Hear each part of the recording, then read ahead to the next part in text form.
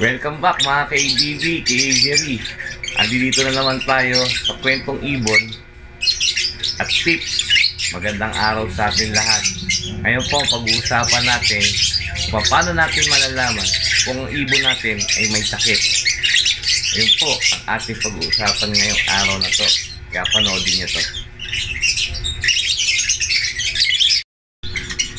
Okay guys, ang pag-uusapan natin ngayong araw na to, paano ba natin malalaman pag ang ibon natin ay may sakit na? Minsan hindi pa natin alam kasi nakatayo pa sila, diba? Okay, ang unang-una natin para ma-detect kung ang ibon natin ay may sakit, makikita natin matamlay sila. Hindi sila kasing active ng ibang ibon na napapansin natin na lipad-lipad. Tamlay, nakikita natin matamlay. Pag matamlay ang ibon natin, maaaring may nararamdaman na yun. Ayan, yun yung unang ano natin. Hindi siya ganong ka-active ibon natin. Ngayon, yung pangalawa natin, makikita natin pag ang ibon natin tumataas ang balahibo. Ayan, pag mataas ang balahibo ng ibon natin, ayun, may nararamdaman din yun kasi mapapansin naman yun nakataas yung mga balahibo, para siyang giniginaw. Ayun, ayan, yun din ang mga senyales pag ang ibon natin ay may sakit.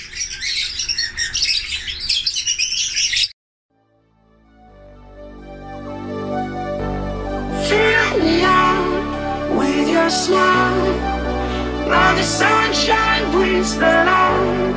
Fill me out with a flame, I will let you in this game. Take me out when I'm down, 'cause with you I'm safe and sound. I'm safe and sound.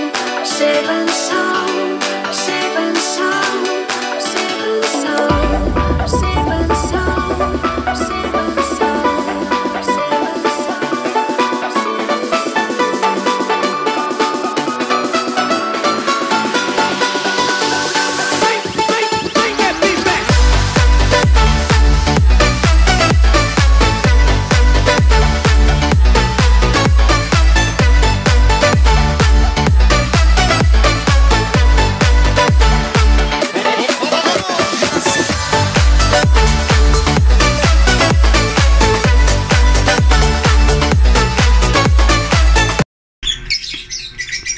Tapos meron din pagkakataon na ang ibon natin ay mapapansin natin lagi nasa sulok, mag-isa. Hindi siya nakikihalo biro sa ibang ibon na kasama niya sa loob ng kulungan. Nag-iisa. Ayun, ibig sabihin may nararamdaman yan. Hindi naman porkit na may sakit malala na. Maaring nakagat pala nung kasama niya yung paa niya, yung daliri niya, kami iniinda siya sakit, kaya lumalayo siya minsan sa kanyang mga kasama. Dahil syempre hindi natin napapansin, namamaga pala yung daliri. Ayan, kaya minsan mapapansin natin na bakit nasa dulo to, nasa ano lang to, nasa isang tabi, hindi nakikihalo biro. Yun yung pa isang senyalis pag ang ibon natin ay may sakit o may nararamdamang iba. Yun nga guys, tapos nito, minsan naman may makapansin naman tayo sa ibon natin, basa ang ilong. Ayan, maaaring may sipon yun. Pag basa ang ilong, may sipon, maaaring magkaroon ng one eye cold dyan. Yung one eye cold, yun yung pumipikit tayo yung ibon natin kasi may sipon, parang nakapikit na isang mata niya. Mapapansin natin yun, ibig sabihin may sipon yun o may halak. Ayun, ang tawag doon pag nagkasipon at lumala, nagkakaroon siya ng one eye cold, kung tawagin nyo. May gamot naman sa mga ganyan, yung mga one eye cold.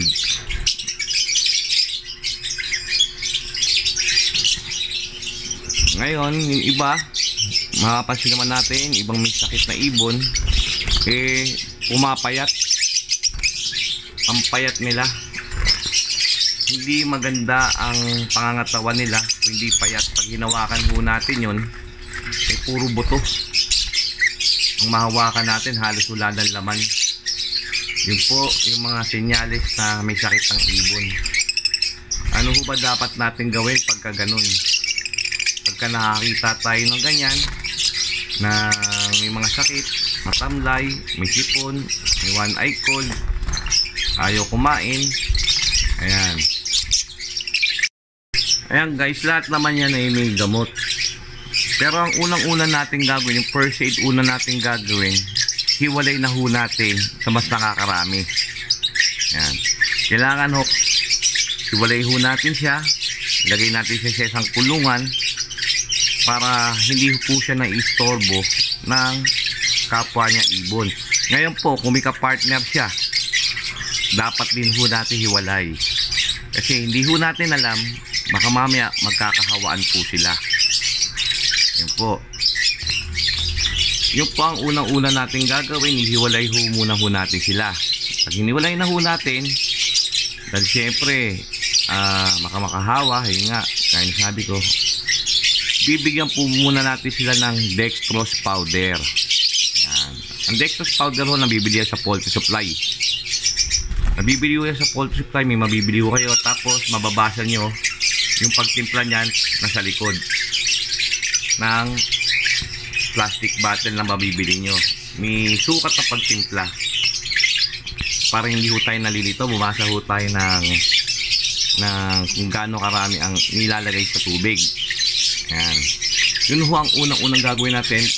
First aid ho natin, hiwalay, isolate natin, tapos bigyan kagad ng dextrose powder. Yun, pagkatapos ho natin gawin yun, obserbahan ho natin yung ibon. Kung kumakain ba siya o hindi. Ano ho ba ang sakit niya? Kasi maraming klase sakit. Kaya na sinabi ko, yung mga yon. Pero usually, ang unang binibigay ho natin, ang first aid ho natin, hiwalay, tapos lagyan ng dextrose powder. Dahil ang dextrose powder ay nakakatulong yan sa mga walang ganang kumain ng ibon. Pagka minom sila ng tubig na may dextrose powder, medyo tumatagal ang buhay ng ibon.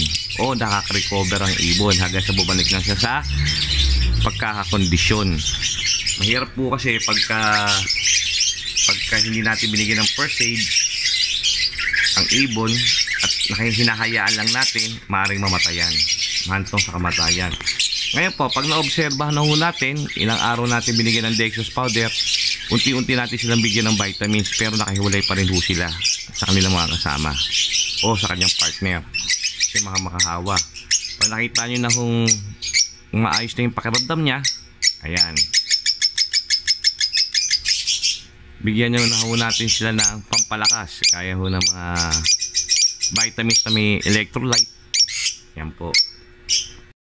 Sa pagpapakain naman, kung ano yung pinapakain nyo, hindi na ibigay nyo, wala nang masama. Pero kung meron kayong mga gulay-gulay dyan, huwag nyo huna muna bibigyan ng gulay. Dahil ang gulay ho, nakakapayat sa ibon. Baka lalong pumayat yung ibon ho natin. Marami nga po siyang sustansya pero nakakapayat. Ibibigay ho natin sa kanila yung mga pampalakas, may protein. Ayan, may iron, merong minerals, calcium, yan yung mga pagkain na ganyan. Ayun po guys, hanggang dito na lang po muna tayo. At sana po nakatulong tong video ko sa inyo. At huwag nyo sana mababayaan na i-share ho to sa ibang mga mag-iibon o sa mga newbies para magkaroon sila ng kaalaman. Ayan po. At huwag nyo rin kakalimutan na mag-like, share at subscribe at pakipindot na rin ang notification bell para lagi tayong updated sa mga susunod kong video. Maraming salamat po at God bless.